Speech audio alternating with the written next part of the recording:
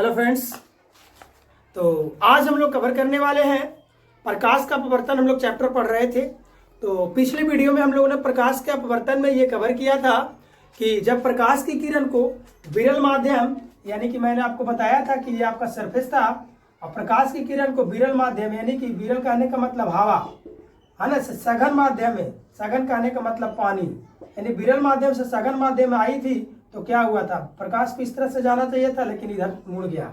और आपको पता था कि आपतित किरण और परावर्तित किरण के बीच में नॉर्मल रहा होता है, तो नॉर्मल की तरफ मुड़ गया था। यानी पहले वीडियो में हम लोग ये कवर किए थे कि जब प्रकाश की किरण को विरल माध्यम से सघन माध्यम में भेजा जाता है तो अभिलंब की ओर मुड़ जाता है, बेंड्स टुवर्ड्स नॉर्मल। यहाँ तक कवर कर लिए थे। आइए आज हम लोग पढ़ेंगे कि जब प्रकाश की किरण को सघन माध्यम से विरल माध्यम में उसके अपोजिट भेजते हैं तो उसका क्या रिएक्टेड होता है, आइए देखते हैं हम लोग।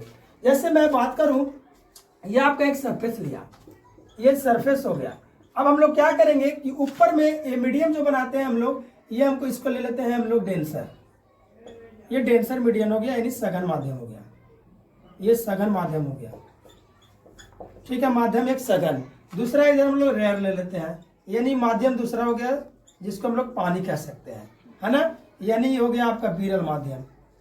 अब प्रश्न आता है कि जब प्रकाश माध्यम दुगो हो गया कि इधर हो गया इधर हो गया, प्रश्न आता है कि जब प्रकाश की किरण को सघन माध्यम से विरल माध्यम में गुजारा जाता है तो क्या रिएक्टेड होता है। ध्यान से समझिएगा। देखिए प्रकाश की किरण इस तरह से आ रही थी, ठीक है, प्रकाश की किरण इस तरह से आ रही है।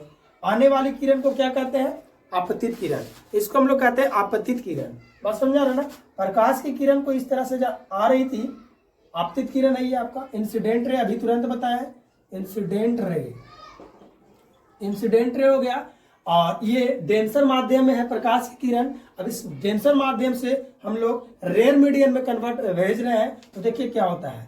यहाँ पे आई और जैसे ही आई सतह से टकराई, तो सतह से टकराने के बाद क्या होता है कि इसको जाना चाहिए था, देखिए जैसे आ रहा था तो सीधा इस तरह से जाना चाहिए था, यही ना। लेकिन क्या होता है कि ये आपका इधर चला जाता है, आपका इधर चला जाता है। ये किरण जो क्या कहलाई, ये रिफ्रैक्टेड रे कहलाई, रिफ्रैक्टेड रे कहने का तात्पर्य अपवर्तित किरण।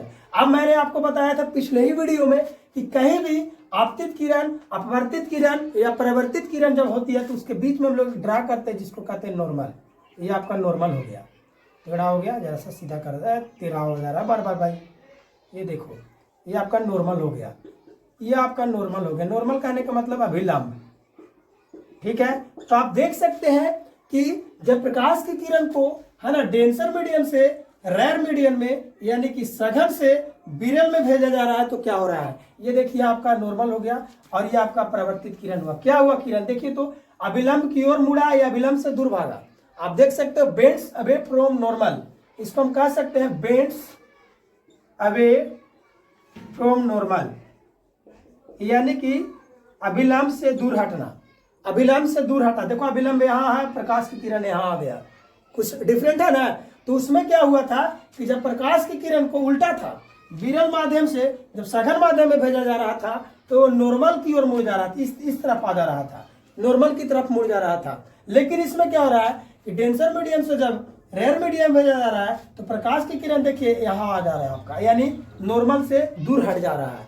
तो आपको अगर पूछेगा कोई कि अगर प्रकाश की किरण को, है ना, विरल माध्यम से सघन माध्यम में गुजारी जाए तो क्या होता है, तो आप उसको बोल देंगे एक लाइन में, है ना, बेंड्स टुवर्ड्स नॉर्मल, यानी नॉर्मल की ओर मुड़ जाना। लेकिन इसके अपोजिट अगर आपसे कोई पूछ दे कि जब प्रकाश की किरण को डेंसर मीडियम से रेयर मीडियम में भेजेगा तो क्या होगा, तो आप बता दीजिएगा, है ना, bends away from the normal, यानी कहने का मतलब कि अभिलंब से दूर हट जाता है। यानी कि देख लीजिए जब प्रकाश की किरण को सघन माध्यम से विरल माध्यम भेजा जा रहा है तो अभिलंब से बिल्कुल दूर हट जा रहा है। आई होप फ्रेंड्स ये बहुत समझ में आई होगी आपको। अगर समझ में आई होगी तो आप लाइक जरूर करिएगा, लाइक बटन दबाइएगा। लाइक बटन दबाने से हम लोगों को और बताने में आसानी मिलता है, थोड़ा सा लगता है कि नहीं बच्चे समझ रहे हैं, ठीक है। तो आप एक बार इसे स्क्रीनशॉट ले लीजिए फिगर को, बहुत इंपॉर्टेंट सही है। फिर मैं आपको देखता हूँ।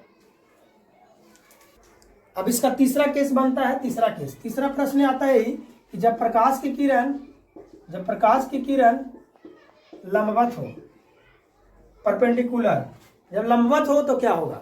देखिए हम लोग फिर से लेते हैं एक सरफेस, और जब प्रकाश की किरण इसमें लंबवत आएगा, परपेंडिकुलर, देखिए इस तरह से, ठीक है, इस तरह से आया, लंबवत आया, सरफेस से टकराया, उसमें क्या हो रहा था कि तिरछा आ रहा था प्रकाश की किरण, तो बेंड हो जा रहा था। लेकिन इसमें क्या होगा ना कि जब प्रकाश की किरण लंबवत किसी सतह से टकराती है तो नो बेंडिंग, इसमें बेंड नहीं होता है, मुड़ता नहीं है, बल्कि ये किरण सीधे निकल जाती है इस तरह से, आ रही थी जैसे वैसे निकल गई, हुआ आपतित किरण, और यहाँ से ये हो गया परावर्तित किरण, यानी रिफ्रैक्टेड रे, ये हो गया इंसिडेंट रे, यानी नो बेंडिंग।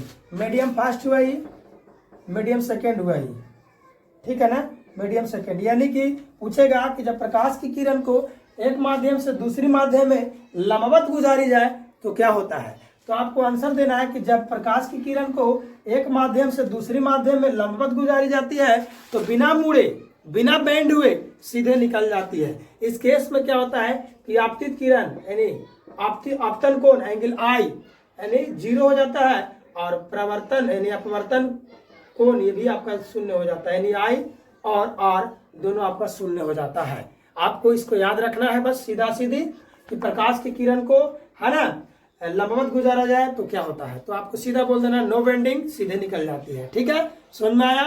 तो प्रकाश के अपवर्तन यही है, 2 पार्ट्स में हम लोगों ने इसको कवर किया।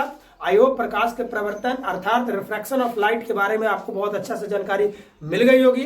तो आइए इसके आगे वाले पार्ट्स को हम लोग नए वीडियो में मिलेंगे। आपको यहाँ तक वीडियो में बने रहने के लिए बहुत बहुत शुक्रिया, धन्यवाद, जय हिंद।